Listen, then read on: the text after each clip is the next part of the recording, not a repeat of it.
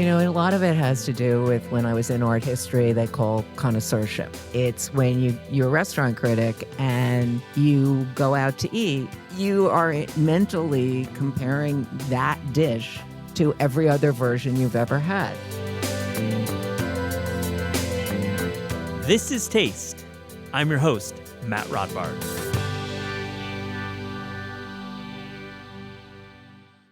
Today on the show, we have a really great conversation with two of the most respected people in food, Ruth Reichl and Nancy Silverton. We came together at Rizzoli Bookstore in Manhattan to talk about Nancy's great new book, The Cookie That Changed My Life. Ruth and Nancy have been friends for decades, and we cover a wide variety of topics. I hope you enjoy this conversation.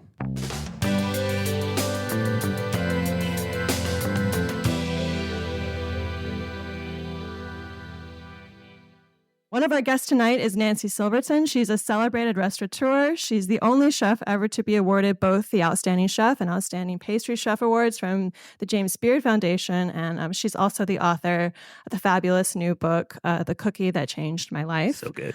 And we also have a second very special guest tonight. We're joined by Ruth Reichl, the legendary editor-in-chief of Gourmet Magazine and New York Times bestselling author of numerous books, including Save Me the Plums and the forthcoming novel, The Paris Novel.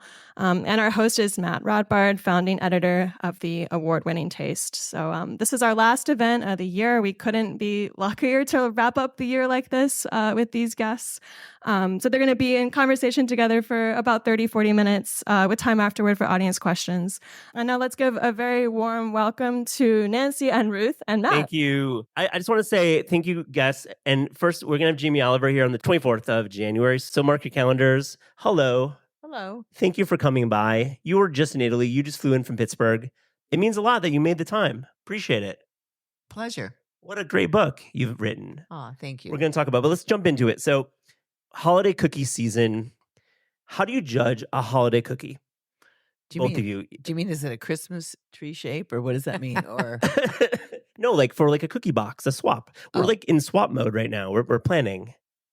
And each Nancy, you first, and then we'll do it. Okay, so are you saying what in my new book would I say is appropriate? Sure, I love that. Let's go there. Besides all of them, I guess one would think chocolate.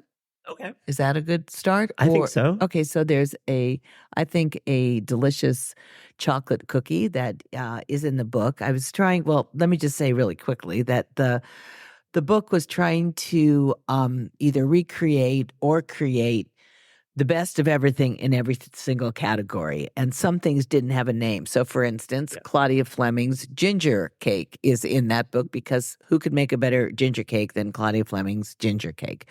But other ones are original from myself.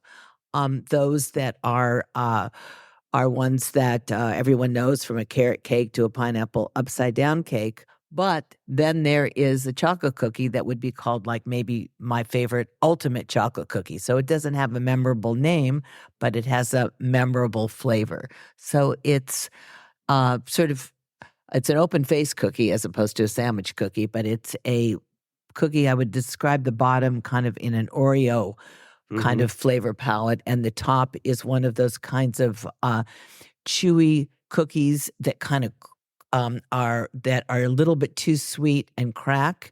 And so because I find them a little too sweet, but I love the texture, I kind of bake them on top of this Oreo cookie base that's kind of bitter.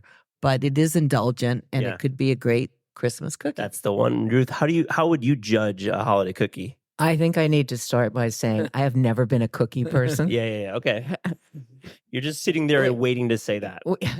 Well, no, I mean, this was a real problem when I got to Gourmet because they had for years done a cookie Christmas cover. And the first year I didn't want to do it. And everybody had to say to me, this will be a disaster. You must do.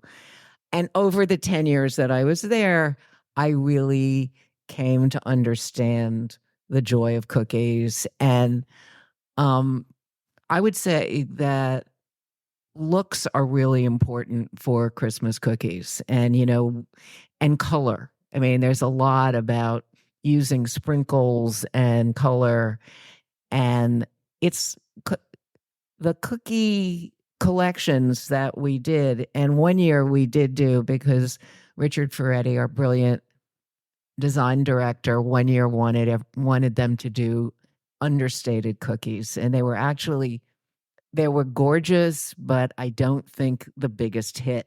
I mean, we all loved them.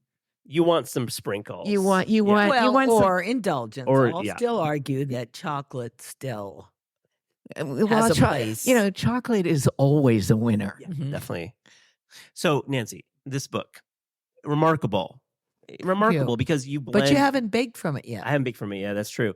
I'm more of the words guy. When I write and read, I think about head notes, and your head notes are fantastic. But as you mentioned, the concept is it's taking this lifetime, 50 years in the industry of baking and figuring out the best version.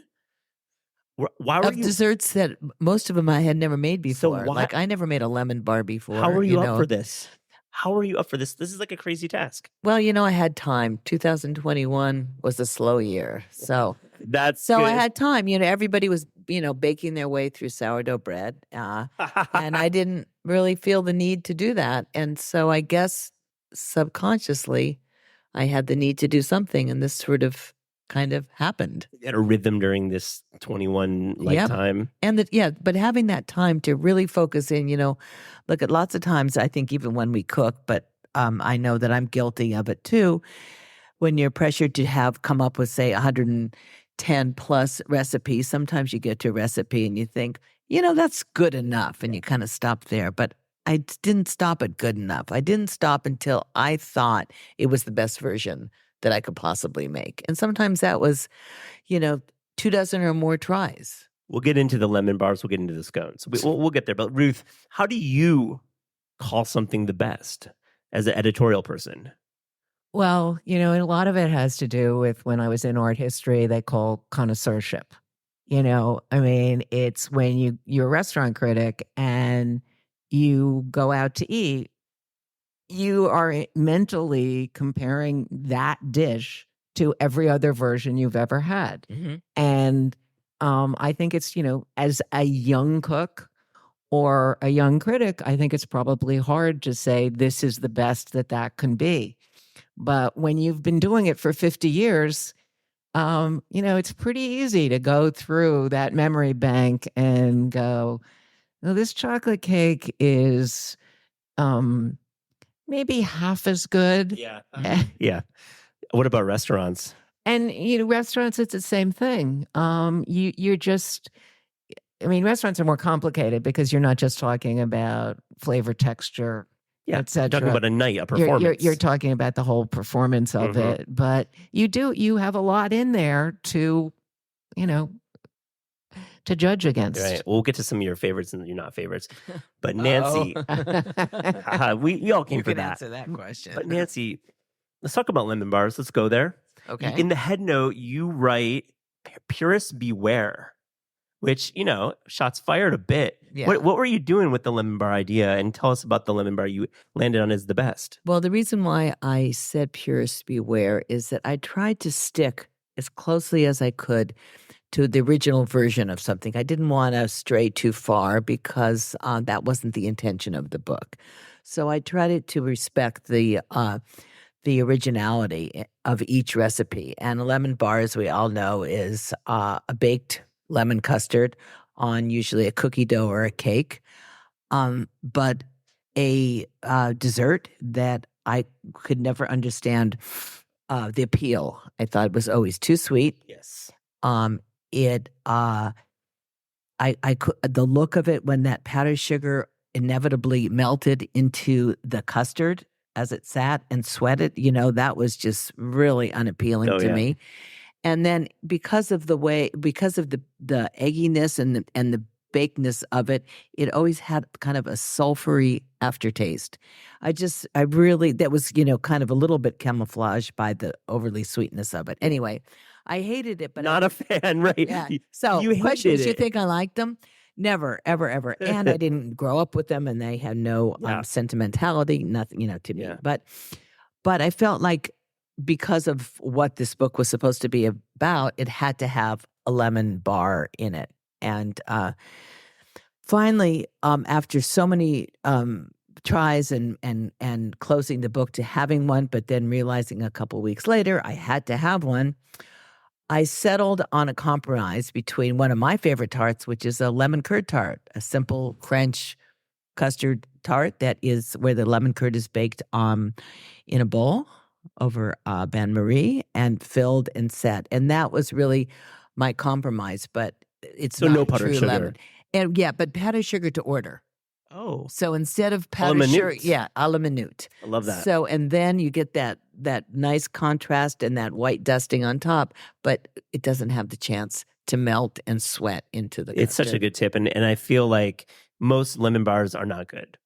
Now that you've like Agreed. What do you think of lemon bars? Well, at anybody who has listened to the first one of our podcasts, 3 Ingredients on Substack, which launched last week, Yeah, shout out. we have a fight about lemons Oh, we in did? it. I don't even Yeah, remember. where you about And Gloria Cho, right? Yeah, and yes, the 3 of us are doing it, and I really love lemons. I mean, I my do first too. cookbook, I have an entire chapter on lemons, and I like lemons to be really tart. And Nancy is extolling the joy of Meyer lemons, which I In think are some just a dessert. ridiculous idea. A Oh, lemon. to bake with Meyer. Yeah. Well, yeah. it's a 'Cause they're lemon not that's tart, crossed 'cause with a it's- tart tangerine. Yeah. Why would you want to They- do that to a poor But unsuspecting lemon? I don't have Meyer lemons in the lemon. I know, and this tart is it's tart, which I Yes. like a lot. It's cool. I Yeah. would probably add a little more lemon zest myself. Oh, we got notes happening. And all right, let me ask both of you. This book is about memory. It's about your life, baking 50 years back. You've been working in the kitchen. I'd like to ask you, I've been wondering about this for a while. Is there something that you baked maybe in the 70s or 80s that you just can't achieve anymore? That like it is trapped in time? Well, Abstract question. Yeah. So when you say the 70s, I wasn't a child then. I was Yeah. already a grown person in the 70s. But Is there like something like in terms of like ingredients back then, maybe they've changed over time that you were searching for, that's something that maybe you attempted to make, but you just couldn't nail it from that memory back in the day? there's one dessert that I used to do at Michael's restaurant. Now, this is in 1979. So does that fit into the 70s? You know what? I just threw a decade out there. I made it by a year. Okay. And it was something that was so delicious, and I could never make it as good as we made it there. And that was the creme brulee tart. And it was not the creme brulee that we know it, that custard baked in a bain marie in the oven, and just set. This was, I guess it was Jimmy Brinkley, who was the chef or the pastry chef at Michael's. His own version, I think he got it from L'Hermitage, where it was a deep crust of puff pastry was blind baked in a cake pan, fully baked. And then it was filled with a creme brulee, the style of it baked on top of the stove until it was the right thickness that when poured into the shell, it set up in the refrigerator. And then he just crumbled brown sugar on top and burnt that. And it was just something that was so craveable. And I remember, not for this book because it wouldn't have fit into the premise, but a few years ago thinking, I know what I'm going to do. I'm going to revisit that tart. And I couldn't do it. Couldn't do it. Ruth, is there something trapped in time? But it's trapped in time more about memory than about the ingredients. When I first was cooking professionally, kind of, at the Swallow restaurant in Berkeley, I would go in, this is like the early 70s, and I would bake 12 quiches every morning. And people would come in and go, "What's a quiche?" Oh, I funny. mean, nobody had ever in Berkeley, California, Nobody had ever heard of a quiche. And they were kind of magical, and we did them, we made really great pie crust and blind baked it. And so you had that really crisp crust, and then the joy, another custard. This is the custard conversation. But the taste of those, because they were so unfamiliar and rich and textured.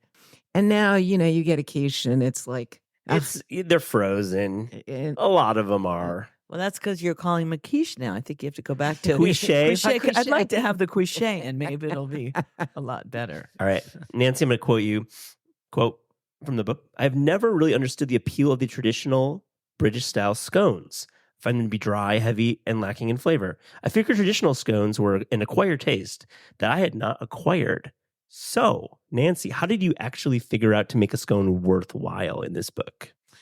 Another, and I don't know if in that recipe I also elaborated. I think the quote may have been longer. That when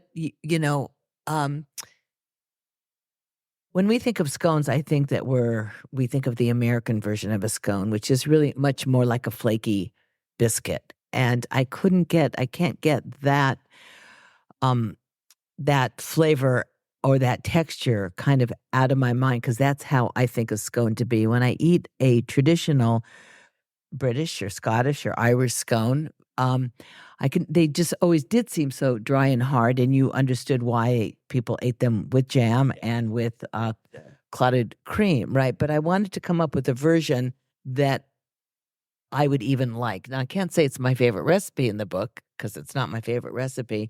And what I is your actually favorite recipe?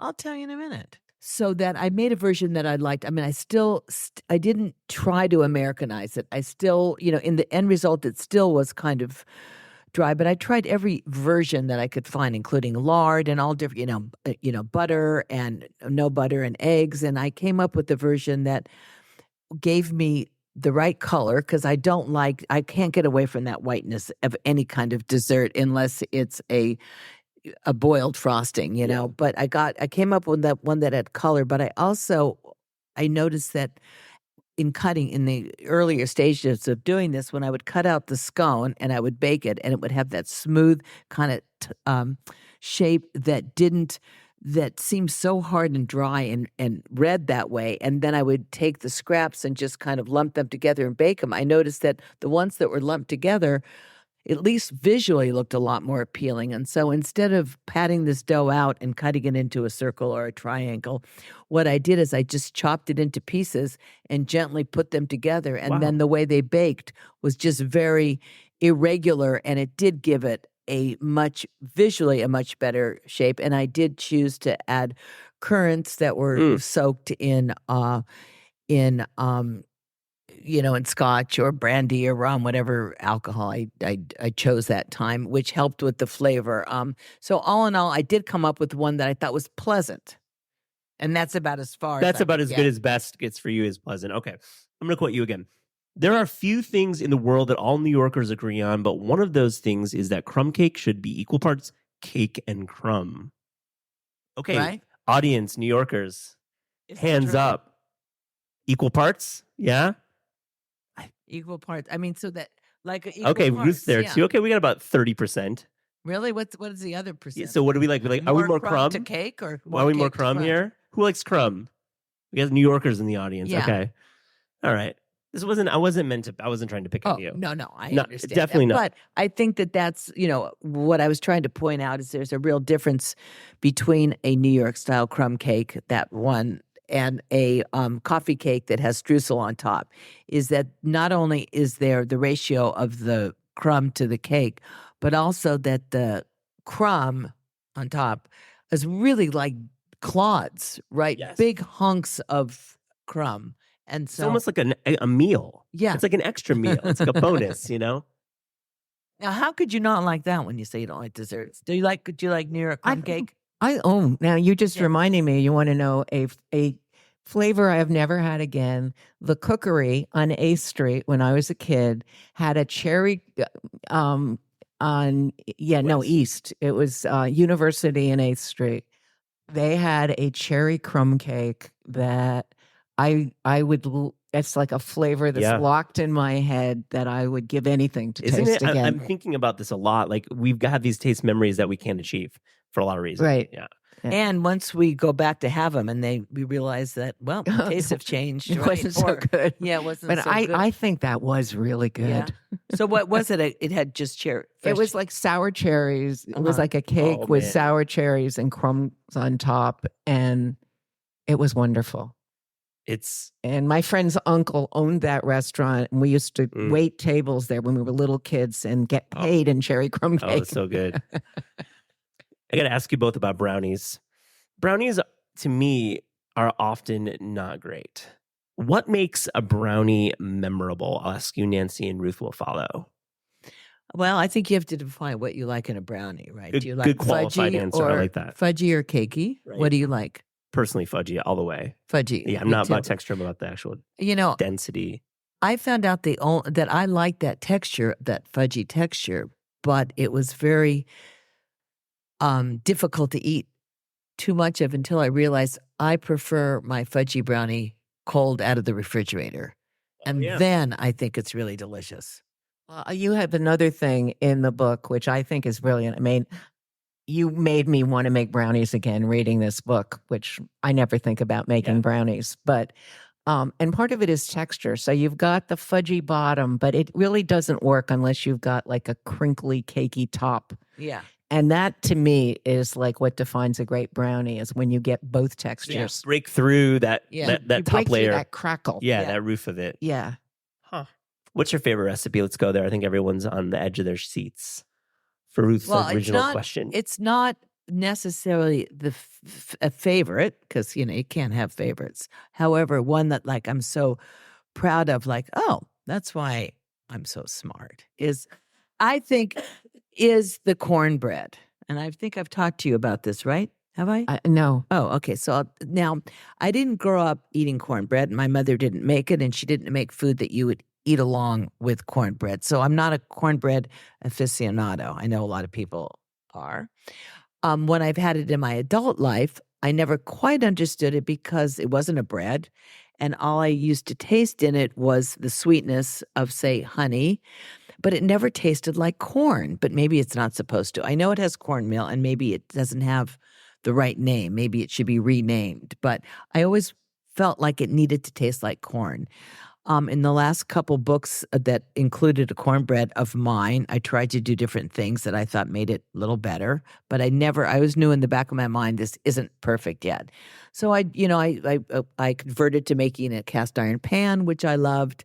I added sage. I added brown butter. Wow. I tried to, but Plot not twist. Yeah, Nice. but then I thought I tried to add corn, but I thought when you had those whole kernels of corn, it had that texture of every time you took a bite, you wanted to spit out, whatever that piece was. So instead, I used a Japanese corn creamer, and I creamed the corn. I drained it, knowing as a baker you can't add all that extra liquid without making your cornbread or a cake too heavy. And so this time I was determined to make a cornbread that tasted like corn. I certainly bought Anson Mill, which is a great cornmeal, fresh cornmeal. The whole grain, so it was has all the flecks of the outside. I did everything like that, and then I almost stooped so low as I bought a can of creamed corn from Erewhon, so it had no Oh preservatives. my gosh, we haven't even gotten there. We're going to get there. I thought that's going to be the answer. That's going to give me the corniness that I think it lacks. So I opened up that can. I looked at it. I couldn't do it. And so it was like, now what am I going to do? So I thought, I'm going to do what I did before, which is use that Japanese corn creamer and cream my corn, which slashes the kernels, right? And it releases all the milk in them. But this time I'm going to reduce that milk instead of throwing it away. And maybe I'll reduce it by a couple tablespoons or in half or something like that. So creamed, strained, poured that liquid in a pan. And as soon as it came up to temperature, it made a pudding because of all the cornstarch in it, right? All the starch in it. It became a pudding. And I'm like, oh, wow. And I tasted it and it was like, it's corn. So I chilled it and stirred that back into the cornbread and then baked it. And it was like, wow, this tastes like corn. The texture was not affected by this element. No, because it was thickened, it wasn't. And so that really was like, okay, this is a great recipe. because no one, I don't think. Yeah. Everybody here is making that Oh, corn I know, dog. right. Can I tell you one other one that I did something a little bit similar, and that was with the carrot cake. I've A real polarizing dish. well, I love carrot. You don't No, like carrot cake? I love it, of Do you like course. carrot but cake? I did. And Oh, it, so you don't. it has to have cream cheese frosting and everything like that. I So know you're out there who don't mine like it. did have cream cheese frosting, but I did a brown butter cream cheese frosting, and I think that really added another layer of flavor. But the same thing with carrot cake. Loved it because I love the texture. I love the spice in it. I love the cream cheese. But carrot cake never tastes like carrots. You need that grated carrot. So I kind of said to the few people that were left in the pastry department, actually the one person that was left in the pastry department during 2021, and said, do you have any suggestion on making my carrot cake better? Have you heard of anyone doing anything different? And she was really shy, and she barely, couldn't really hear it. She had said, well, there was somebody I knew that they used to roast their carrots. And I'm like, oh, I think I'm going to try that. And sure enough, I roasted the carrots for this carrot cake. I still grated them because you want to see the pieces of carrot. But again, a carrot cake that finally tasted like carrots. So those are the kinds of recipes that I really had fun with in the book. Yeah. Because, so often we just sort of develop our own recipes by just building off of somebody else's, and we just don't stop to think of how can we make it better. And that's And the pandemic allowed you to just stop and think. Yeah. Yeah, it really is truly a remarkable book. But those are that's because you went to many sources and you got the time to do that. I highly recommend you all checking it out. A few more questions. We'll take some from the audience. We haven't really gotten to Italy. I mean, Ruth, you're here because you guys are buddies. Like, you guys are road buddies. You guys go and travel all over the place. So and we even share the same room. And sometimes even the same bed. Yeah. Hey, man. And if you want to know, we're two people who don't move at all at night. The best. It's the partner you want. So let's talk about Italy, because you're there quite a bit. You just returned. What's good in Italy right now, Nancy? Life. Yeah, right? Yeah. Where are you guys going next? What's your next trip together, the two of you? Together? Well, we just came back from Marseille, which was incredible.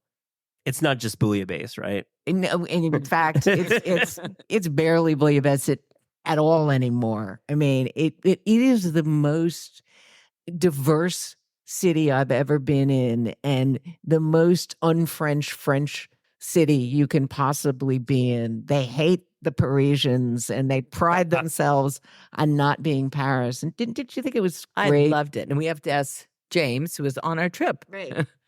Did you like Marseille? Josh, sorry. Did you like, the J. Did you like Marseille? Yeah.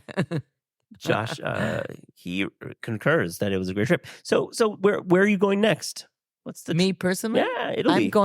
I just got back from Italy yesterday.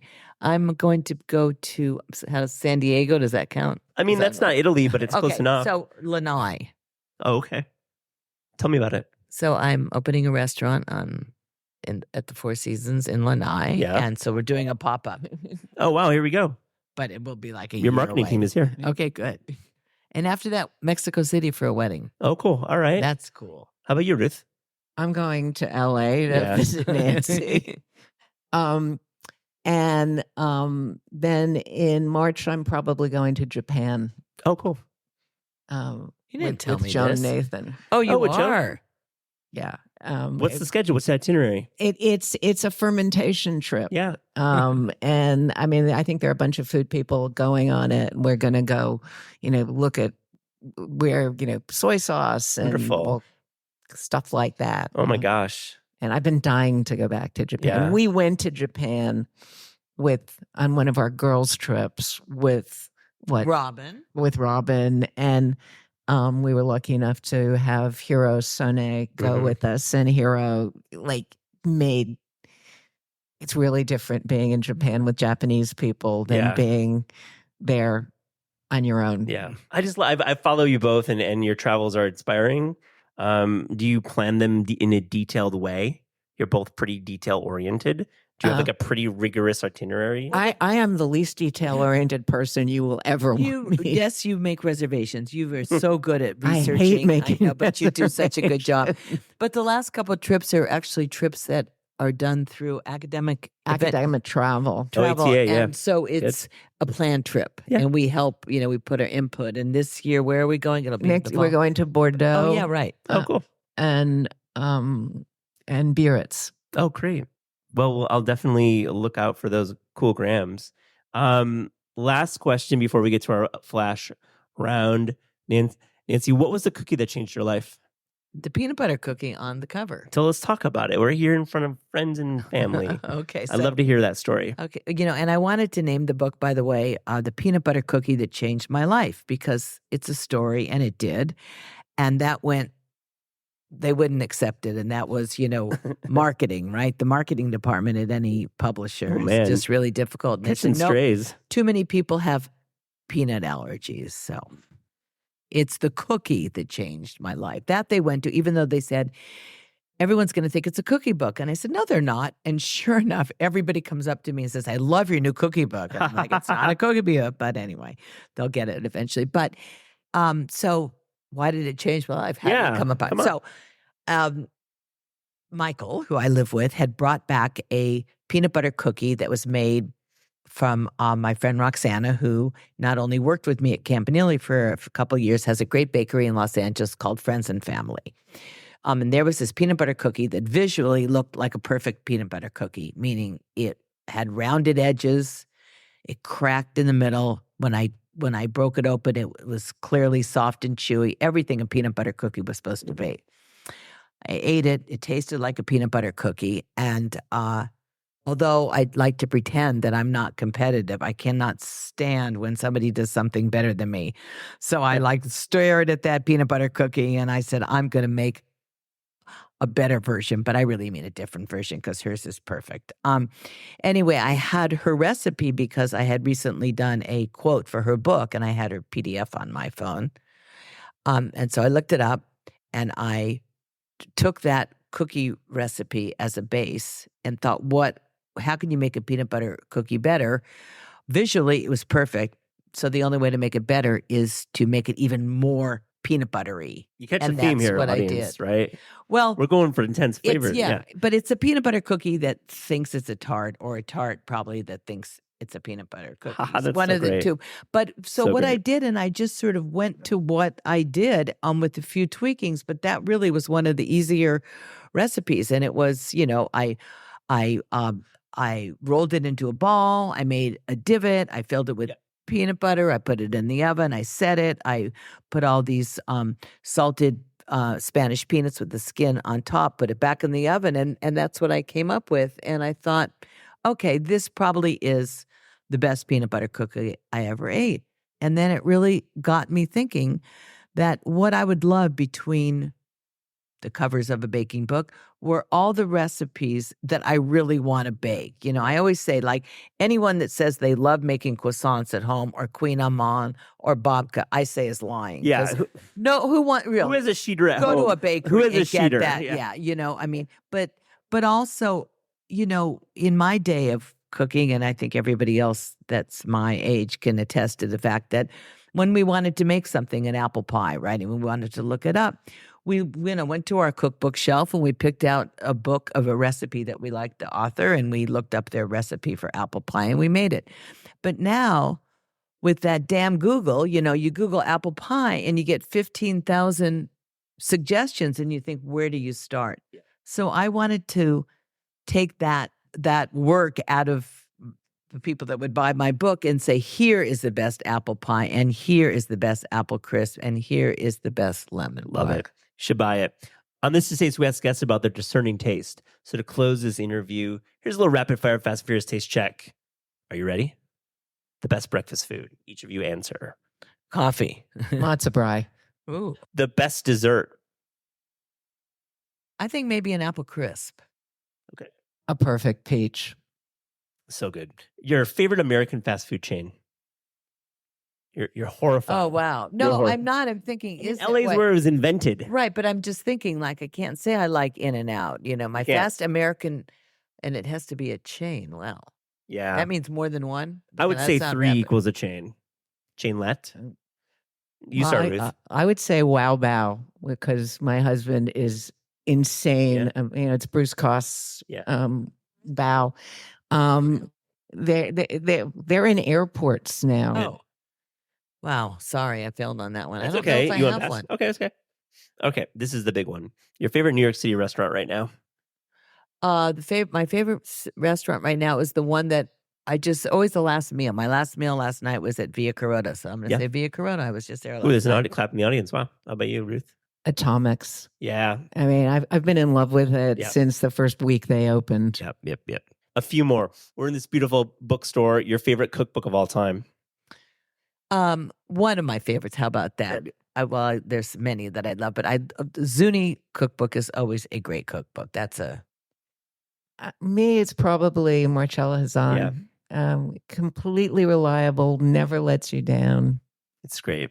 We're working on a Zuni cookbook feature right now, a tribute to it. Wow. It comes up the most on this question. I asked this to hundreds of people. It's just all around a great. Marcella's as well. Favorite recent cookbook discovery?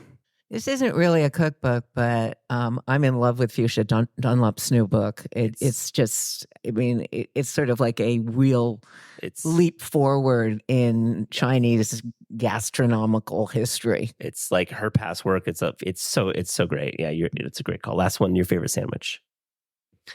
Baguette, butter, ham. Jambon. Yep, that's, I think, the best. Yeah. It's so good. Ruth? Peanut butter and jelly. Love it. Love it. Do you still eat them? All the time. Really? Let's unpack that. Is it crunchy or smooth or creamy? I like it better when the crunchy. Crunchy? But it has to be red jam. Oh. I mean, the idea that you're going to put blueberry or some other colored jam on there is just, It's wonderful. Well, thank you. We're going to open up it for some few audience questions. Hi.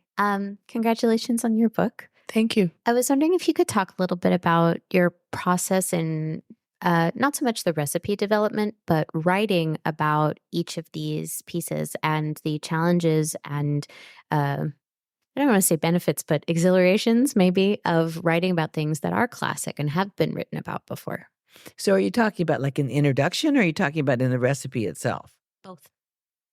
Okay, so first of all, I want to let you know that I have never written my own cookbook, and I have always been insistent that my author is prominently placed on the cover because I am not a writer. I certainly personalize my recipes, and obviously the head notes all come from me. But Carolyn, who's done my last, say, 5 books, maybe 6 books, is the person I've worked with the most. But I've always collaborated with someone, and I think that the process of personalizing a recipe I really enjoy doing because I love to share either the inspiration, certainly the challenges, but also to point out the uniqueness of the recipe. And I love to be able to talk about where the inspiration came from because I don't like people to think that us as cooks are just solely creators and that we're not inspired by everybody else. So I love to tell the whole story and the history of where the thought came from of doing it, unless it's something that's completely original. You have any favorite savory things in the book? Are there any ones? Or okay, I do.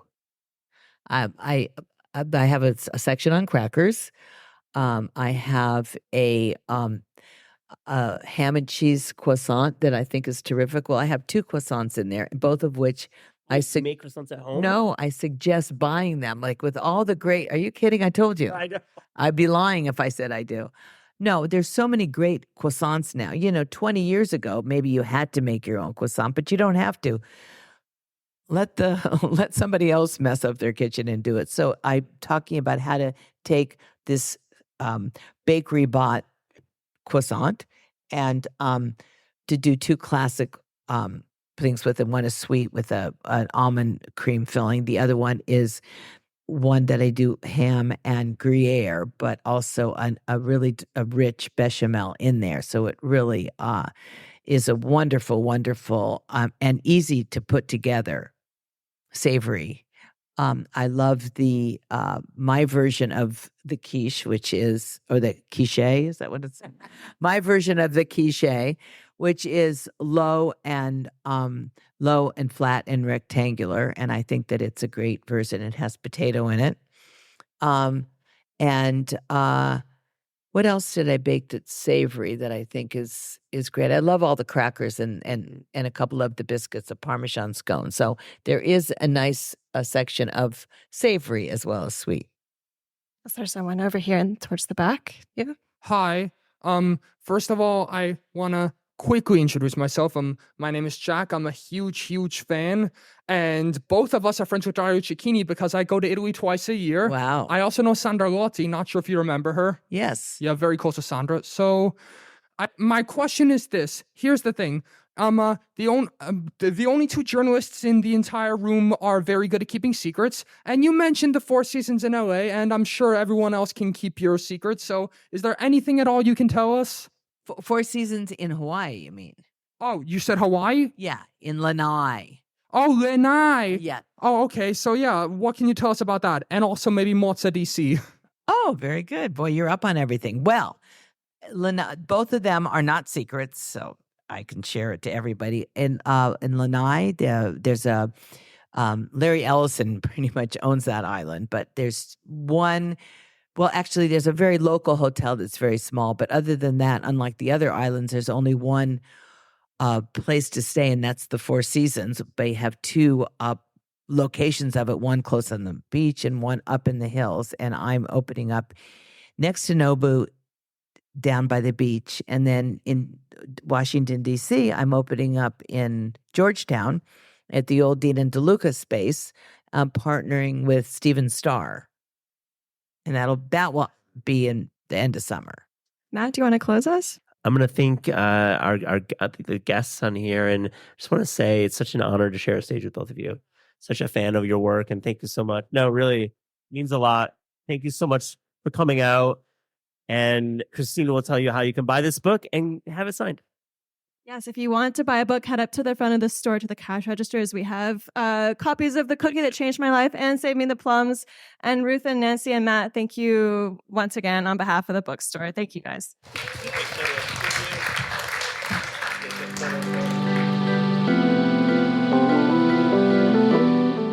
This is Taste is hosted by Eliza Abarbanel and me, Matt Rodbar. The show is produced by Shalia Harris and Pat Stango and edited by Clayton Gumbert. Theme music by Steve Rydell. Visit Taste online at tastecooking.com and make sure to subscribe to our newsletter for updates on all cool things that are happening.